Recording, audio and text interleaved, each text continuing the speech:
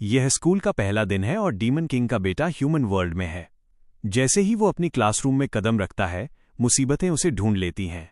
School के typical bullies उसे एक इजी टारगेट समझकर परेशान करने लगते हैं, लेकिन उन्हें ये नहीं पता कि वे असल में अगले डीमन किंग से पंगा ले रहे हैं।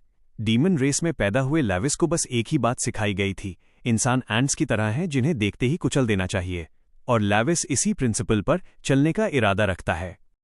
वो उस नॉनशलांट प्रिटी फेस्ड बॉय को गर्दन से पकड़ता है और बेरहमी से डेस्क पर दे मारता है। उसका ये बोल्ड और अनएक्सपेक्टेड रिएक्शन सबको शॉक कर देता है। एक अगली फेस वाला लड़का वर्बल जैब्स के साथ पागल हो जाता है और अपने प्रिटी फेस्ड फ्रेंड को बचाने के लिए हमारे लड़के पर झपटता है। लेकिन जैसे ही लेविस उस चार्जिंग ह्यूमन की ओर देखता है, उसकी डिमोनिक पावर्स उसके शरीर के साथ टैंडम में रिएक्ट करती हैं। जब वो अगली फेस एक हेमेकर मारता है तो हमारा लड़का बस अपना सिर झुकाता है और पंच बिना किसी नुकसान के पास से निकल जाता है। असेलेंट के स्ट्राइक का काउंटर करते हुए king of the demon king एक jaw breaking Mike Tyson style punch मारता है, जो उस लड़के को पीछे के लॉकर्स में घुसा देता है। चलिए यहाँ पॉज करते हैं और जानते हैं कि वो, जिसे डीमन रेल्म पर राज करना था, यहाँ स्कूल के बुलीज से कैसे लड़ रहा है। मिलिए लेविस विंडिका से, जो महान डीमन किंग का निर्दयी बेटा है और अपने पिता के थ्रोन का अगला वारिस है। उसे उसके पिता ने एक काम सौंपा था, लेकिन उसने उसे सबसे बुरे तरीके से अंजाम दिया। उसे ये पता लगाने का काम दिया गया था कि हिल्टका और उसका क्लैन किंग की इच्छा के खिलाफ कंस्पायर तो नहीं कर रहे। हालांकि लेविस विंडिका ने मामलों को अपने हाथ में लिया और ट्रीजन के बहाने पूरे क्लैन को अनहिलेट कर दिया। किंग जानते हैं कि उनका बेटा ट्रबल मेकर है, लेकिन इस बार उसने मर्यादा की सारी हदें पार कर दी थीं। गैम्वेर विंडिका, जो डीमन रेल्म के रूलर हैं, अब अपने बेटे की हरकतों को बर्दाश्त नहीं करेंगे। घमंडी प्रिंस किंग के साथ निगोशिएट करने की कोशिश करता है, ये कहते हुए कि हिल्टका के विद्रोह के सबूत हर जगह थे, इसलिए गंदगी को फैलने से पहले साफ करना ही सबसे अच्छा ऑप्शन था। हालांकि किंग ऐसे बारबैरिक एक्स्ट्रा जुडिशियल अप्रोचेस में विश्वास नहीं करते। भले ही वे लोग सजा के हकदार थे, लेकिन इसे सख्त जुरिस्डिक्शन के तहत उचित लॉ एंड ऑर्डर के साथ संभाला जाना चाहिए था। घमंडी बेटा ऐसी बोरिंग बातों पर हंसने लगता है। अपने बेटे में कोड ऑफ कॉन्डक्ट की कमी देखकर किंग अंदर तक निराश हो जाते हैं। किंग को यकीन हो जाता है कि उनका बेटा एक शैलो माइंडेड इग्नोरेंट फूल है। उससे बहस करना दीवार को हटने के लिए मनाने जैसा है। इसीलिए उन्होंने अपने बेटे के लिए सजा तय कर ली है। 12 डार्क थ्रोन्स के साथ चर्चा करने के बाद डीमन रेल्म के कानूनों का उल्लंघन करने और हिल्टका के नरसंहार के लिए लेविस विंडिका को ह्यूमन रेल्म में एग्जाइल कर दिया जाएगा। न केवल उसे वहां भेजा जाएगा, बल्कि उसकी डार्क पावर्स को भी सील कर दिया जाएगा। हिज मैजेस्टी उम्मीद कर रहे हैं कि उनका बेटा डीमन रेल्म पर राज करने लायक एक सिंसियर पर्सन बनकर ही वापस लौटे। डीमन किंग के आदेश पर 12 थ्रोन्स अपनी स्पेल्स डालते हैं ताकि लेविस की शक्तियों को सील किया जा सके और उसे बैनिश किया जा सके। उन 12 थ्रोन्स में रैम्बे नाम का एक शख्स है, जिसने जानबूझकर हमारे लड़के के लिए ये सब प्लॉट किया था, और उसे इतनी पैथेटिक स्टेट में देखना उसे थ्रिल दे रहा है। अगर वो अपनी सोल को इंसिनरेट नहीं होने देना चाहता, तो उसे कुछ नियमों का पालन करना होगा। पहला, उसे एक नॉर्मल ह्यूमन बीइंग की तरह रहना होगा। दूसरा, अपनी जान लेना यानी सुइसाइड करना मना है। और आखिरी, इंसानों को नुकसान पहुंचाना या मारना सख्त मना है। महान डीमन प्रिंस एक कमजोर और फ्रेल इंसानी शरीर में जागता है जिसका नाम मिन्हो है। इस शरीर का पिछला मालिक एक कमजोर बेडरिडन लड़का था जो बुलिंग का शिकार था। चूंकि उसे कोमा में होना चाहिए था, उसकी बहन और मां उसे पैरों पर खड़ा देखकर शॉक्ड रह जाते हैं। जहां मां और बेटी भावुक थे, वहीं उसका नया पिता एक अनहिंज्ड, इमोशनली अनअवेलेबल आदमी है। अब जब उसका बेटा जाग गया है, तो पिता बस उसे कल स्कूल के लिए तैयार होने का आदेश देता है। अगला दिन आता है और इस तरह वो इन बुलीज के साथ उलझ जाता है जिन्हें वो अभी पीट रहा है। पूरी स्टूडेंट बॉडी की आंखें फटी रह जाती हैं जब वे उस रोने वाले रंट को एक टोटल सिग्मा में बदलते देखते हैं। जैसे ही वो असलेंट को जमीन पर पटक कर ऑरा फार्म करता है, चश्मे वाला एक नर्ड शक करता है कि क्या ये वही मिन्हो है जिसे वे जानते थे। उस प्रिटी बॉय को मत भूलिए जिसका ईगो बुरी तरह घायल हुआ है। वो हाथ में चेयर लेकर मिन्हो का सिर फोड़ने आता है। चश्मे वाला नर्ड मिन्हो को पीछे देखने के लिए वार्न करता है। हमारा लड़का उस वार्निंग पर लाइटनिंग स्पीड से रिएक्ट करता है और एक इंस्टेंट नॉकआउट किक मारता है, जिससे प्रिटी फेस दोहरा हो जाता है। वो आत्मविश्वासी बुली अब एक कंफ्यूज्ड मैस बन चुका है। उसे विश्वास नहीं हो रहा कि मिन्हो को क्या हुआ है। वो हर तरफ गालियां और प्रोफैनिटीज बकने लगता है, अनजाने में स्थिति को अपने लिए और भी बदतर बना देता है। दरअसल मिन्हो अपनी डिमोनिक पावर्स का इस्तेमाल नहीं कर सकता क्योंकि वे सील हैं। हालांकि जब भी कोई उसे गालियां देता है, वे कर्सेस उसके अंदर की डिमोनिक मैजिक को जगा देते हैं। उसे जितनी ज्यादा गालियां दी जाती हैं, वो उतनी ही ज्यादा पावर इस्तेमाल कर सकता है। हकीकत में मिन्हो की मां प्रोफैनिटीज का जीता जागता उदाहरण थी। उन्होंने ही इनका आविष्कार किया और मानवता पर छोड़ दिया। सारी गालियों को एब्जॉर्ब करने के बाद अपनी टांगों में भरी पावर के साथ लैववाइस उस कमीने की ठुड्डी पर एक डेवस्टेटिंग स्नैप किक मारता है। वो आखिरी किक उस प्रिटी फेस को अगली बना देती है और उसे बेहोश कर देती है। वैसे प्रिटी फेस और अगली फेस दोनों को टाइवून के नाम से जाना जाता है और पूरी क्लास ऐसा अनप्रेसिडेंटेड साइट देखकर विश्वास नहीं कर पा रही है। इसी बीच हमारा लड़का अपनी स्थिति पर विचार करता है। उसने आखिर कोड क्रैक कर लिया है। उसने अपने पिता की शर्तों को मानते हुए एक एंटरटेनिंग लाइफ जीने का तरीका ढूंढ लिया है। एक प्योर डेविल की मुस्कान के साथ वो हर उस व्यक्ति को आमंत्रित करता है जो उससे नफरत करता है। वो चाहता है कि वे उससे नफरत करें और वे सभी जूसी प्रोफैनिटीज बकें जिनकी उसे सख्त जरूरत है। पूरी क्लास सोच रही है कि मिन्हो अचानक ऐसी अजीब बातें क्यों कर रहा है। चश्मे वाला नर्ड भी इस बात पर विचार करने लगता है कि शायद मिन्हो अपनी असली स्ट्रेंथ को हमेशा से छिपा रहा था। जब पूरी क्लास शांत खड़ी है तब वो नर्ड ही है जो हीरो के पास जाता है और पूछता है कि क्या वो ठीक है, ये याद करते हुए कि इस नर्ड ने पहले उसकी मदद की थी। लैववाइस तय करता है कि ये नर्ड उसका लैकी बनने के लिए सबसे अच्छा कंटेंडर है, इसलिए वो दृढ़ता से जवाब देता है कि वो ठीक है। थोड़ी देर बाद नर्ड उस पर उसकी हालिया स्ट्रेंथ बफ को लेकर सवालों की बौछार कर देता है। वो मजाक में ये संभावना भी जताता है कि मिन्हो दूसरी दुनिया से आया कोई रीइंकार्नेशन है। ये सुनकर लैववाइस चिंतित हो जाता है कि कहीं इस बच्चे को उसका राज पता तो नहीं चल गया। वो बच्चा बड़बड़ाता रहता है और पूछता है कि उसने अपनी पिछली दुनिया में कैसी जिंदगी जी थी।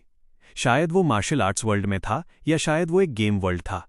ये डरते हुए कि कहीं इस नर्ड ने सच में कोड क्रैक न कर लिया हो, लैववाइस इसे और लोगों तक पहुंचने से पहले ही खत्म करने का फैसला करता है।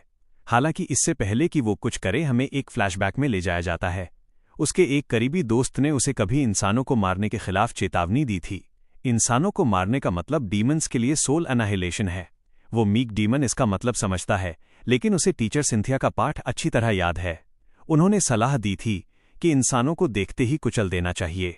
उसका दोस्त चेतावनी देता है कि उन्होंने ये बात सिर्फ आयरॉनिकली कही थी। दरअसल डीमंस वे भगवान हैं जो मौत पर शासन करते हैं। भले ही इंसान मूर्ख प्राणी हैं जो हमेशा एक दूसरे को मारने की कोशिश करते हैं, फिर भी डीमंस के पास उन्हें नुकसान पहुंचाने का अधिकार नहीं है, और उसने इसके परिणामों के बारे में पहले ही बता दिया था। तब लैववाइस ने सोचा था कि इस बारे में तनाव लेने की कोई जरूरत नहीं है, क्योंकि वो कभी ह्यूमन रेल्म जाने ही नहीं वाला था। लेकिन वर्तमान में लैववाइस खुद को एक डेडलॉक में पाता है। उसे समझ नहीं आ रहा कि इस नर्ड का मुंह गला घोंटे बिना कैसे बंद किया जाए, लेकिन लगता है उसे इसकी जरूरत नहीं है। नर्ड स्वीकार करता है कि वो जो बात कर रहा है वो पूरी तरह से एक अब्सर्ड फैंटेसी है। हालांकि वो खुद को डेस्परेट महसूस करता है और कहता है कि वो भी किसी दूसरी दुनिया में रहना चाहता है। लैववाइस को एहसास होता है कि इस नर्ड के शब्द जीनियस हैं, क्योंकि वो डेस्परेशन से भरा हुआ है। जैसे जैसे नर्ड अपनी बातें जारी रखता है, लैववाइस को राहत मिलती है कि बच्चा उसके डीमन होने की सच्चाई से अनजान है। अचानक नर्ड उन दो गुंडों को धूल चटाने के लिए एक सिंसियर कॉम्प्लीमेंट देता है। एक मामूली इंसान से तारीफ पाना हमारे डीमन को बहुत बुरा लगता है। जैसे गालियां उसके लिए एक स्वीट ललाबाय हैं, इंसानों से मिलने वाली तारीफें उसे डिस्गस्टिंग लगती हैं, और हम अपने लड़के को अपनी स्थिति पर विचार करते हुए पाते हैं। भले ही एक इंसान के शरीर में कैद डीमन के पास कोई भी मैजिकल एबिलिटीज नहीं होनी चाहिए, लेकिन उसकी मैजिकल पावर्स स्पष्ट रूप से रिएक्ट कर रही हैं। चूंकि उसके पास अपनी स्थिति का कोई सटीक जवाब नहीं है, इसलिए वो लैववाइस विंडिका डीमन किंग के अजय पुत्र होने के अपने टाइटल के बारे में शीखी बघारने का मौका लेता है। हालांकि वही डीमन प्रिंस दर्द से तड़पने लगता है और आखिरकार अपने बिस्तर पर गिर जाता है। उसका पूरा शरीर इसलिए दुख रहा है क्योंकि ये वेसल उसकी जादू के साथ तालमेल बिठाने में मुश्किल महसूस कर रहा है। वो बेचारा आधी रात दर्द में बिताता है और फिर सो जाता है। अगले दिन शाम को नर्ड और डीमन प्रिंस दोनों घर वापस जा रहे हैं। नर्ड अपने दोस्त के प्रति अपनी ग्रैटिट्यूड व्यक्त करने में व्यस्त है। पिछले समय में ऐसा एक भी दिन नहीं बीता जब उन्हें बुली न किया गया हो, लेकिन कल से सब कुछ बदल गया है। लैववाइस को नहीं लगता कि ग्रैटिट्यूड जरूरी है, खासकर जब वे लोग वैसे भी मौत मांग रहे थे। ये बयान उसके नर्ड फ्रेंड को चौंका देता है। अचानक मिन्हो को पीछे से आवाज दी जाती है। जब हमारा लड़का आवाज की दिशा में देखता है तो उसे हताश बुलीज का एक झुंड मिलता है।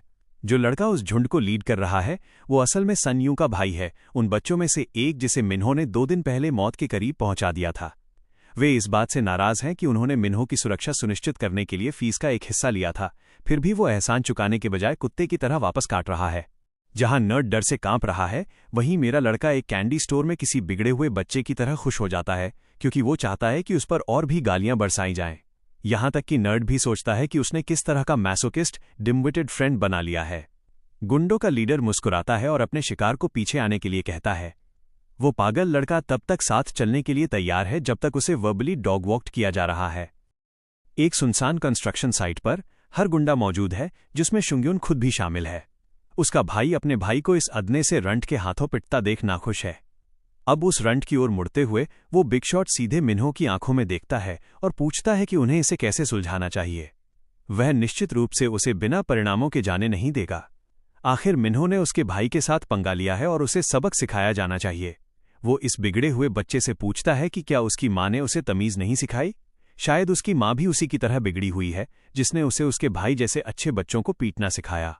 खैर, मिन्हो बिना किसी झिझक के पुष्टि करता है कि उसकी माँ ने उसे बिल्कुल वही सिखाया है जो ये कमीना कह रहा है।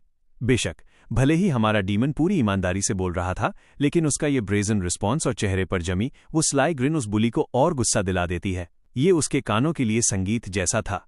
वे अपमान उसकी डेमोनिक पावर्स को जागृत करते हैं जो उसे इस कमीने के हाथ को पकड़ने में मदद करती हैं। एक हाथ पर मजबूत पकड़ के साथ लेवाइस अपना दूसरा मुक्का बनाता है और उसके चेहरे पर एक सॉलिड अपरकट जड़ता है और फिर लगातार मुक्कों की बौछार कर देता है। वो उस कमीने को बुरी तरह पीटना जारी रखता है। घटनाओं का ये अनएक्सपेक्टेड टर्न बाकी गुंडों को घबराहट में डाल देता है, जो किनारे खड़े होकर गालियां देने के अलावा और कुछ नहीं कर रहे। उनका पिटा हुआ बॉस उन्हें आगे बढ़ने और इस लड़के का सामना करने का आदेश देता है। मिन्हो अपना स्टांस लेता है, स्लर्स की शक्ति का उपयोग करने और लकड़बग्घों के इस पूरे झुंड को खत्म करने के लिए तैयार है। वो एक एक करके अपने रास्ते में आने वाले सभी लोगों को लात और मुक्कों से मारना शुरू करता है, उन्हें तुरंत नीचे गिरा देता है। वहां खड़े बेचारे नर्ड को कोई अंदाजा नहीं है कि ये किस तरह की हॉलीवुड फिल्म चल रही है। मिन्हो के शिकार लोगों की चीखें थोड़ी देर के लिए कंस्ट्रक्शन साइट पर गूंजती हैं, लेकिन वे जल्द ही रुक जाती हैं जब मैदान में सचमुच केवल एक ही आदमी खड़ा रह जाता है, जो बेशक हमारा लड़का है। हिंसा और गालियों का अनुभव करना मिन्हो को इतना सुखद लगता है कि वो अपने चाचा और अपनी माँ के प्रति भी आभार महसूस करता है। दरअसल उसके चाचा ही थे जिन्होंने इंसानों के बीच हिंसा की शुरुआत की थी, जबकि उसकी माँ कर्सिस की आविष्कारक हैं। हिंसा का स्वाद कितना ताज़ा महसूस होता है, इसे देखते हुए वो अपने चाचा का शुक्रगुजार है। ऐसा लगता है कि वो नर्ड अकेला स्पेक्टेटर नहीं है जो हमारे लड़के को देख रहा है। एक पोजेस्ड रैट है जो किसी मकसद से मिन्हो पर नजर रख रहा है। पता चलता है कि ये वही चाचा है जिसके लिए हमारा लड़का अभी आभार महसूस कर रहा है। चाचा अपने भतीजे को इस इंसानी दुनिया में दिए गए छोटे से उपहार का आनंद लेते हुए देखकर खुश हैं। रैनबी, जिसने डीमन प्रिंस को मानव लोक में निकालने की इस योजना को अंजाम दिया था, वो भी वहां मौजूद है। लेववाइस के चाचा को उस बच्चे पर गर्व है जिसने हाउस हिल्ट का, संक्षेप में हिल्ट का, सफाया कर दिया। रैम्बी तर्क देता है कि उस बच्चे ने हमेशा वही किया जो वो चाहता था, इसलिए उसकी जिद को पार पाना बहुत मुश्किल है। जो बात चाचा को वास्तव में हैरान करती है वो ये है कि कैसे गामादैर, लड़के के पिता, ने उसे बेरहमी से सजा के तौर पर ह्यूमन रेल्म में भेज दिया। अपने समूह के लापरवाह लोगों को संभालने के लिए उन्हें बलपूर्वक वश में करना डीमंस का नियम है। ह्यूमन रेल्म वो जगह भी है जहां डीमन रेल्म के सबसे अनोखे पापियों, सिनर्स को भेजा जाता है, जिसका मतलब है कि हमारे लड़के को जल्द ही कुछ वास्तविक चुनौतियों का सामना करना पड़ेगा। चाचा यहां याद करते हैं कि कैसे उनका भतीजा कभी केवल छोटी छोटी परेशानियां पैदा करता था। साथ ही रानी अब समझ गया है कि क्यों लॉर्ड बार्किन ने अपने भतीजे को डेमोनिक ब्लडस्टोन का आशीर्वाद दिया। वे ह्यूमन रेल्म में फेंके गए पापियों को देखने के लिए तैयार हैं, इसलिए लॉर्ड बार्किन उसे विवरण साझा करने के लिए कहता है। डार्क मैजिक के प्रभाव से हमें कई शक्तिशाली डेमोनिक ओपोनेंट्स का दृश्य मिलता है जिनसे हमारे लड़के का सामना होगा और जिन्हें उसे हराना होगा। लॉर्ड बार्किन हवा में घूम रही डार्क एनर्जी को एब्जॉर्ब करके जानकारी निकालते हैं और वो अपने छोटे भतीजे के प्रदर्शन को देखने के लिए उत्सुक हैं, खासकर जब उसका सामना असली अंधेरे से होगा। वापस मिन्हो की नियमित स्कूली जिंदगी पर चलते हैं। उसका सबसे बड़ा प्रशंसक बजट मिदोरिया है, जिसे विश्वास नहीं हो रहा कि इस लड़के ने बिना पसीना बहाए टीयू के भाई को हरा दिया। मजेदार बात यह है कि मिन्हो कुछ बहुत तीखे नूडल्स खाता है और दर्द से उसके आंसू निकल आते हैं, लेकिन वो ऐसा नाटक करता है जैसे वो उसकी आंखों से लुढ़कता हुआ पसीना हो। उसके दोस्त ने उसे बिगिनर फ्लेवर चुनने की सलाह भी दी थी, लेकिन हमारा जिद्दी प्रोटैगनिस्ट कोई डरपोक नहीं है, इसलिए उसने सबसे तीखा हेल फ्लेवर चुना। अचानक उसके दोस्त का फोन बजता है, लेकिन बच्चा उसे उठाने में हिचकिचाता है। अचानक वो मिन्हो को बताता है कि ये एक अर्जेंट कॉल है और उसे उसके बिना ही जल्दी निकलना होगा। उसे इस तरह अचानक जाते हुए देखना हमारे लड़के का ध्यान खींचता है। अगले दृश्य में हम एक महिला को पाते हैं जो अपनी नई आर्टवर्क को अंतिम रूप दे रही है। उसका कैनवस एक इंसान है जिसने अपना कर्ज चुकाने से इनकार कर दिया था, इसलिए उस गॉथ मम्मी ने उसके सिर पर कुछ सिंबल्स उकेर दिए। इस समय जे का एक आदमी सायन को लेकर आता है जो डर से कांप रहा है। वो इतनी देर से आने के लिए उसे ताना मारती है और जल्दी से उसे अपनी रचना को देखने के लिए उसकी आंखें खुलवाती है। सायन घृणा और आतंक से भर जाता है। उन सिंबल्स का मतलब चोर है, और चूंकि इस आदमी ने उसका कर्ज चुकाने से मना किया था, उसने उसे उचित सजा दी। जी सोचती है कि क्या छोटा सायन भी यही हश्र चाहता है, क्योंकि उनका भी एक व्यक्तिगत वादा है। डरा हुआ लड़का मुश्किल से खुद को संभाल पा रहा है और तर्क देता है कि चीजें उसकी प्रगति में बाधा डाल रही हैं। जी उसे थप्पड़ मारते हुए जवाब देती है। वो उसके आदेशों का पालन करने की उसकी अक्षमता पर झुंझलाहट व्यक्त करती है। उसे ठीक से सजा देने के लिए वो उसके हाथ या उसकी पीठ पर कुछ शब्द उकेरने में खुशी महसूस करेगी। सन दया की भीख मांगता है, इसलिए वो उसे चीजों को ठीक करने का एक आखिरी मौका देती है, वरना उसका हश्र भी उसके पीछे पड़े मरे हुए आदमी जैसा होगा। जी उसे वैसा ही करने का आदेश देती है जैसा वो कहती है, वरना वो खत्म है। जी उसे वैसा ही करने का आदेश देती है जैसा वो कहती है, वरना वो खत्म है। रात तक वही बच्चा कीबोर्ड पर कांप रहा है। ये सवाल कर रहा है कि क्या उसे वास्तव में इसके साथ आगे बढ़ना चाहिए। जे की अवज्ञा करने के परिणाम उसकी जान ले सकते हैं, इसलिए उसके पास कोई विकल्प नहीं है। जहां तक हमारे लड़के का सवाल है, मिन्हो का शरीर ऐसे दुख रहा है जैसे उसे पीरियड्स हो रहे हों। इसे स्पाइस विम्प का प्रभाव कहा जाता है। उसका पेट मरोड़ रहा है और टूट रहा है। भले ही उस लड़ाई के बाद उसका शरीर दुख रहा है, मिन्हो इस बेकार शरीर से तंग आ चुका है, इसलिए वो अपनी फिजिक बनाने के लिए पुशअप्स करना शुरू कर देता है। महान लावी स्विंडिका खराब फिजिकल स्टैट्स के साथ मरना नहीं चाहता और चिक मैग्नेट फिजिक पाने के लिए मेहनत करता है। उस बात को अलग रखते हुए हम वापस सन के दृष्टिकोण पर आते हैं, जो स्कूल में है। उसके हाथ में एक गैजेट है। उस ऐप के बारे में कुछ उसे डरा रहा है, लेकिन उसके दिमाग में जे की छवि और भी डरावनी है। वो बेचारा एक खराब स्थिति में फंस गया है और नहीं जानता कि क्या करे जब मिन्हो उसे चेक करने के लिए पास आता है। इस बिंदु पर सन सोचता है कि क्या वो अपने दोस्त से मदद मांग सकता है, लेकिन वो ये भी जानता है कि ये खतरनाक होगा और उसके आदमी बेहद खतरनाक हैं, इसलिए ये बिना वजह मिन्हो को उसकी मुसीबत में खींच लेगा। अचानक हमारे लड़के को पास से एक परिचित गंध आती है। तभी एक नारंगी बालों वाली लड़की फर्श पर गिर जाती है। वो अचानक बेहोश हो गई है, जिससे सियान की चिंता बढ़ जाती है और वो उसकी स्थिति की जांच करता है। लेकिन जब वो उसे पलटता है तो वो लड़की एक रैबिट डॉग और ज़ॉम्बी की तरह दिख रही है। मिन्हो को डिमोनिक एनर्जी महसूस होती है, लेकिन चौंकाने वाली बात यह है कि उसके अलावा किसी इंसान के पास ये शक्ति क्यों है। कोच तुरंत उस लड़की को पकड़ने और उसे इन्फर्मरी ले जाने के लिए दौड़ता है। पास से गुजरते समय हमारे लड़के की नज़र उसकी बाजू पर बने इंसिग्निया पर पड़ती है। ये सिंबल असल में हाउस हिल्ट का है, लेकिन इसका किसी इंसान के शरीर पर होना कोई तुक नहीं बनता। मिन्हो इसमें गहराई से दिलचस्पी लेता है और ठीक से जांच करना चाहता है, इसलिए वो उसके कमरे में घुसने के लिए इन्फर्मरी का रास्ता ढूंढता है। अटेंडेंट उसे रोकती है क्योंकि ये आराम करने का समय है, लेकिन मिन्हो अपनी शक्तियों में से एक का उपयोग करता है, ऑब्लिवियन मैजिक जैसा कुछ, क्योंकि वो उसके दिमाग पर कब्जा करने के बाद उसकी स्थिति को रीसेट कर देता है। कमजोर होने के बावजूद वो अपनी वर्तमान स्थिति में इस तरह के मिनिमल स्पेल्स डाल सकता है। हमारा लड़का लड़की के कमरे में जाता है, जो उसकी ओर झुंझलाहट भरे भाव से देखती है। एक गंभीर स्वर अपनाते हुए वो सीधे उसकी पहचान के बारे में पूछता है। शुरू में वो न जानने का नाटक करती है, पर हमारा लड़का उसके आर्म को जोर से खींचता है, उसे डिमोनिक मार्क दिखाता है और सवाल करता है कि उसके पास ये क्यों है। सुनी अभी भी नहीं हिल रही है, इसलिए ये आदमी उसे भारी सफरिंग के साथ खत्म करने की धमकी देता है अगर उसने हर वो शब्द नहीं उगला जो वो अभी जानती है। उसका ये साइड इतना फ्राइटनिंग है कि वो स्पूक्ड आउट हो जाती है। उसे उसके शरीर से एक गॉडली डीमन की ऑरा महसूस होती है। सोनी का टोन अनॉयंस से सीधे फियर में बदल जाता है, क्योंकि वो जी के साथ अपने कनेक्शन का खुलासा करने लगती है कि कैसे उसे ग्रुप में ज्वाइन करने के लिए टैटू लगवाना जरूरी था। हमारा लड़का इस औरत से आने वाली सेंट को महसूस करता है, और ये उसके डबल बीफ रोस्ट सैंडविच की वजह से नहीं है, यह डीमन के फेमिलियर सेंट की वजह से है। डीमन रेल्म में हमें एक फ्लैशबैक सीक्वेंस मिलता है उस समय का जब हमारा लड़का एक बच्चा था। राम्बी इस एरिया को एक्सप्लोर नहीं करना चाहता था, लेकिन जिद्दी रेज बेटर ने उसे इसके लिए बुलाया। अंत में ब्रो को लेविस के पीछे जाना पड़ा, क्योंकि उसे डर था कि अगर वो अकेला गया तो उसके साथ क्या होगा।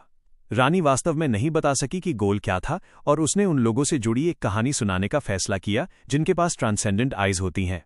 जिन डीमंस के पास ये होती हैं वे अंत में दो में से एक तरीके से अपनी साइट खो देते हैं, या तो इसलिए कि उनका विजन बहुत क्लियर होता है, या उनकी आंखें डिजेनरेट होकर बेकार हो जाती हैं। इस तरह की शेडी लोकेशन में राम्बी एज पर महसूस कर रहा था, लेकिन लेविस कॉशियस था क्योंकि वे पहुंचने ही वाले थे। उन्होंने दूर से देखा एक डिसीज्ड बॉडी जिसकी हथेली पर एक फूल खिला हुआ था। सारे डेंजर को इग्नोर करते हुए लेविस फूलों के और करीब गया, जबकि रानी ने मृत व्यक्ति की पहचान जेरेमी हिल्ट के रूप में की। लेकिन अजीब सवाल ये है कि इस बॉडी पर चारों ओर फूल क्यों उग रहे थे। रेकलेसली लेविस ने एक निकाला, तभी जड़ों से ब्लडी वाइन्स भी बाहर आ गईं। ये एक शिटी स्मेल थी। जबकि रामबी ने इस यूनिक प्लांट की पहचान नॉइंग फ्लावर के रूप में की, मिन्हो को कॉन्फिडेंट है कि सुनी अभी वही सेंट दे रही है जो नॉइंग फ्लावर की है, जबकि वो अपनी लाइफ बख्शने की भीख मांग रही है। बाहर से देखते हुए लेविस के हर एक्शन को रानी और उसके अंकल द्वारा ऑब्जर्व किया जा रहा है। अगले सीन में हमारा लड़का सीधे जीहेई की टैटू शॉप पर जाता है। पहले वो सोचता है कि क्या फूल और टैटू दोनों सिर्फ एक कन्वीनियंट कोइंसिडेंस हैं। अंदर ढेर सारे डूड्स ये समझ नहीं पा रहे हैं कि जी की नज़र में एक सॉफ्ट स्पॉट कैसे हो सकता है।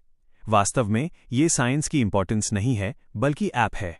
उनमें से एक ने कैंडी पकड़ी हुई है, एक तरह की पिल जो हाल ही में डेवलप हुई थी। दूसरा लड़का उसे चेतावनी देता है कि इसे न खाए, क्योंकि उसे सुनी जैसे डैमिंग इफेक्ट्स का अनुभव होगा, लेकिन जाहिर तौर पर इस लड़के को लगता है कि वो बिल्ड डिफरेंटली है। इन लड़कों के सामने प्रकट होते हुए मिन्हो टैटूज और वही सेंट फिर से पहचानता है। वो विनम्रता से पूछता है कि क्या उन सभी को वो टैटू जी से मिला है। ग्रुप लीडर एरोगेंट है और हमारे लड़के के पास आकर टफ बनने का नाटक करता है, लेकिन उसका हाथ स्वॉट कर दिया जाता है और चेहरे पर विल स्मिथ स्टाइल में थप्पड़ पड़ता है। वो बंदा तुरंत सो जाता है, जबकि अन्य पंख सवाल करने लगते हैं कि आखिर हमारा लड़का है कौन। मिन्हो उस लड़के को नेक्स्ट ट्यूसडे तक के लिए पंच मारता है, जबकि उसके साथी बेवकूफ़ी में उस पर चार्ज करते हैं, ये सोचकर कि ये अलग नहीं होगा। हमारा लड़का पंच को वीव करता है और इसे डबल लव के साथ वापस करता है, तीसरे को नॉक कर देता है। चौथे असेलेंट के पास वेपन है, इसलिए मिन्हो रेंज के लिए राउंड हाउस किक का उपयोग करके उसे दूर रखता है और उसे भी स्मूथली गिरा देता है। उसका एकमात्र सवाल जय हे की लोकेशन के बारे में है, लेकिन यहीं पर पहला बंदा जिसे उसने नॉक किया था वो वास्तव में खड़ा हो जाता है। हालांकि ब्रो अब इंसान नहीं रहा, बल्कि मारने के एकमात्र गोल वाला एक अनरिकग्नाइजेबल ज़ॉम्बी बन गया है। मिन्हो दंग है। इस लड़के में वही लिंगरिंग डिमोनिक एनर्जी बहुत स्ट्रॉन्गर हो गई है। वो हमारे लड़के को पकड़ने के लिए डैश करता है। यहां तक कि इस बंदे के मूवमेंट पैटर्न्स भी बदल गए हैं, जिसका निश्चित रूप से मतलब है कि ड्रग ने उसे एनहांस कर दिया है। बैड लक दस्तक देता है क्योंकि मिन्हो ट्रिप होकर गिर जाता है। अब वो वास्तव में एक्सपोज्ड है और उसके पास भागने के लिए कहीं जगह नहीं है। डिमोनिक ह्यूमन मारने के इरादे से एक पावरफुल पंच चार्ज करता है। मिन्हो को एहसास होता है कि वो हॉट वाटर्स में है। सीन जी की साइड पर कट होता है, जो टिप्पणी करती है कि ऐप अभी फिनिश होना बाकी है। उन्होंने उस कल्प्रिट को पकड़ लिया जिसने उनसे ब्लू रिबन चुराया था। वही चोर गलती होने पर बख्श दिए जाने की भीख मांगता है। हालांकि वो आसपास के कुछ सबसे रूथलेस लोगों को देख रहा है। उनमें से एक पॉट से ब्लू फ्लावर्स उठाता है, उस लड़के पर मंडराता है क्योंकि वो मर्सी की गुहार लगा रहा है। उसका अंत ग्रिम है क्योंकि वो आदमी उन फूलों को चार्ज करता है और उन्हें सीधे इस लड़के के सिर के अंदर ठूंस देता है। लेकिन वो सिर्फ एक आंख थी। विक्टिम भीख मांगना जारी रखता है, लेकिन यह आदमी रुकता नहीं है और बेरहमी से दूसरे फूल को उसकी बची हुई आंख में डाल देता है और फिर उसे बस वेलिंग और स्क्रीमिंग करते हुए छोड़ दिया जाता है, जो अब ब्लाइंड भी है। ये लोग सेकेंड चांसेस में विश्वास नहीं करते हैं और जे जैसी कोई भी इस आदमी के आसपास होने से स्कैर्ड एज बॉल्स है। वो चाहती है कि वो बिना किसी और बहाने के चीज़ों को जल्दी रैप अप करे, जिससे वो एक शिटी पोजीशन में आ जाती है। बाहर वो अपनी सिचुएशन को पॉन्डर करती है, अपडेट के लिए एंडलेसली कॉल करती है। बेचारा बच्चा ऐप पर काम कर रहा है और अपने फ़ोन को चेक करने की हिम्मत जुटाता है। एक प्लॉट ट्विस्ट में असल में हमारे लड़के ने ही यहाँ सभी लड़कों को पीटने के बाद उसे कॉल किया था। मिन्हो सीधे बॉटम ऑफ इट पर जाता है और सायोन से जी के साथ उसके कनेक्शन के बारे में पूछता है। हमारे लड़के को पता है कि फोर आइज जी से बात कर रहा है, जो सायोन को दंग कर देता है, जबकि मिन्हो उससे उसकी लोकेशन के बारे में पूछता है। सायोन को समझ नहीं आता कि क्या हो रहा है, लेकिन मिन्हो उसे आश्वासन देता है कि वो पर्सनल बिजनेस पर है, इसलिए वो उसे ढूंढना चाहता है। वो आमतौर पर टैटू शॉप पर होती है, लेकिन जाहिर तौर पर अभी यहाँ नहीं है। अचानक हमारे लड़के को पास में एक लिंगरिंग छोटा क्रीचर मिलता है, लेकिन सायन उससे भीख मांगता है कि वो यहीं रुक जाए और तब तक आगे इन्वॉल्व न हो जब तक वो वहां नहीं पहुंच जाता। कॉल ड्रॉप हो जाती है क्योंकि पहले वाली बिल्ली नॉर्मल एक्ट करने की कोशिश करती है, लेकिन मिन्हो ने पहले ही पकड़ लिया है और बिल्ली के पास जाकर उस नन्ही चीज को पकड़ लेता है और उसे अपनी ओर देखने के लिए फोर्स करता है। वो जानता है कि ये बिल्ली उसकी लैंग्वेज समझ सकती है और मौत की एक नज़र उस फरबॉल से कन्फेशन निकलवाने के लिए काफ़ी है। वो पहले ही उस क्रीचर को चूहे से चमगादड़ और अब बिल्ली बनते हुए देख चुका है।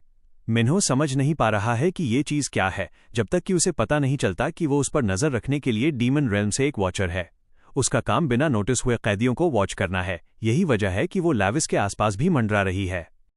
वॉचर की एनर्जी इतनी नेग्लिजिबल है कि हमारे लड़के को आश्चर्य होता है कि क्या वो वाकई में एक डीमन है। वो उसकी बहुत आसानी से स्टैंड आउट होने के लिए आलोचना भी करता है। अब भी वो बेवकूफ़ बिल्ली अपने पैरों पर खड़ी थी।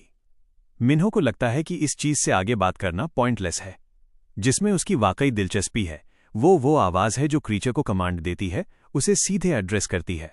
ये असल में राम्बी है जो हैरान है कि लेविस ने कुछ क्विक प्रोग्रेस की है। मिन्हो एक और शिटी ट्रिक का उपयोग करने के लिए उसे ताना मारता है और उसके गोल्स के बारे में पूछताछ करता है। उसका पुराना दोस्त इसे सिंपल रखता है और कुछ भी शेयर नहीं करता है। अनॉयड होकर मिन्हो एक सवाल पूछता है जो उसे परेशान कर रहा है, यह पूछते हुए कि क्या कैदियों के लिए ह्यूमन डिमेंशन में मैजिक का उपयोग करना कॉमन है। राम्बी इस बात पर जोर देता है कि कुछ एक्सेप्शंस हैं और वो जल्द ही समझ जाएगा। इंटरेस्ट का अगला सब्जेक्ट नॉइंग फ्लावर है। मिन्हो इसकी इंटेंस सेंट के बारे में बताता है, वही जो उन्होंने तब अनुभव की थी। वही फूल जो उनके रेल्म में फॉरबिडन माना जाता है किसी तरह ह्यूमन रेल्म में अवेलेबल है। रैम्बी को लगता है कि हाउस हिल्ट के डिमोनिक बीस्ट्स पूरी दुनिया में इस हद तक फैल रहे हैं कि डीमन रेल्म के एडमिन्स को भी पता चल गया है।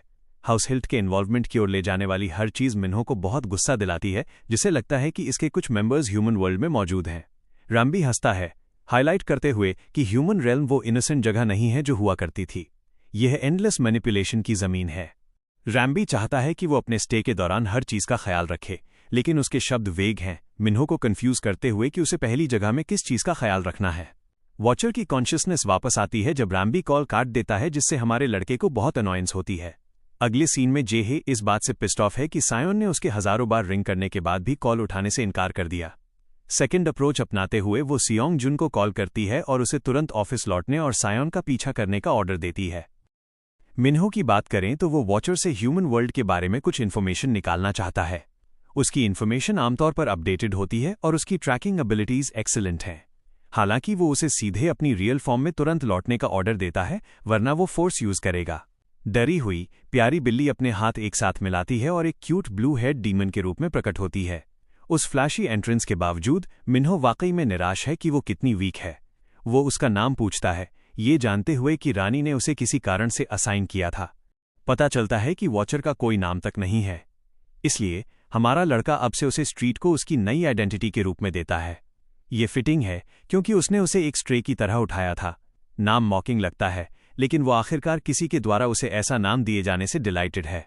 मिन्हो फिर मांग करता है कि वो ह्यूमन रेल्म के बारे में जानकारी का हर आखिरी टुकड़ा उगल दे।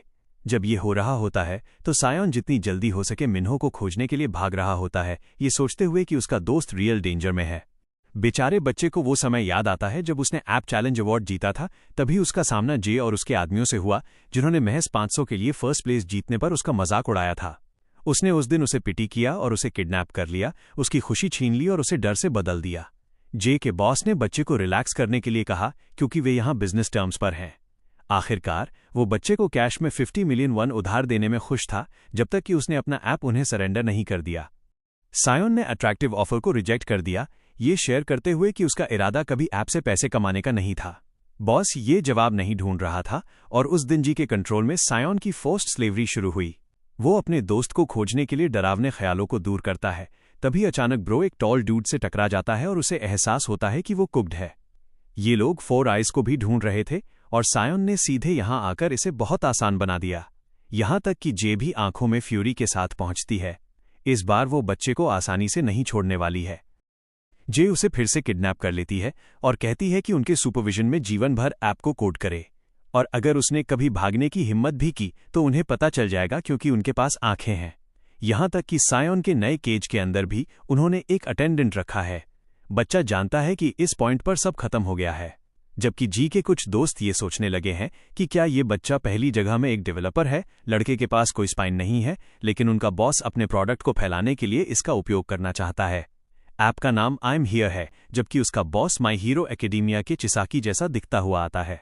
वो बताता है कि ऐप वास्तव में उस डिस्ट्रीब्यूशन का एक सेंट्रल पीस है जिसकी ब्लू रिबन को जरूरत है। गोल ऐप के माध्यम से बायर की इन्फॉर्मेशन एक्सट्रैक्ट करना है, फिर बाजार को इच्छानुसार मैनिपुलेट करने के लिए इसका उपयोग करना है। गेम में रियल टाइम लोकेशन ट्रैकिंग उन्हें अपने ट्रांजैक्शंस को और भी आगे एक्सपैंड करने की अनुमति देती है। तो प्रोडक्ट बेचने के उनके प्लान्स आखिरकार हकीकत बन गए हैं। ब्लू रिबन वही कैंडी ड्रग है जो आपको एक रैबिड मॉन्स्टर में बदल देती है, और अब इसे दुनिया पर अनलीश करने का समय आ गया है। अगले दिन स्कूल के स्टूडेंट्स ऐप की अपील डिस्कवर करते हैं, जो अपने दोस्तों को रेफर करने वाले प्रत्येक व्यक्ति के लिए 30,000 वन का मुफ्त कैशबैक देता है। 3 लोगों का मतलब 100,001 है। इसलिए सभी लड़कियां बिना सवाल पूछे साइन अप करना चाहती हैं। वे कुछ डाइट पिल्स के गिव अवे इवेंट से इतने उत्साहित हैं जिसे फूड इंडस्ट्री द्वारा ऑथराइज्ड एक सेफ प्रोडक्ट के रूप में मार्केट किया गया है। बेशक ये सब झूठ हैं। शाम तक साइनअप्स की संख्या एक इनसेन नंबर तक बढ़ जाती है। जी और उसका ग्रुप खुशी मनाते हैं।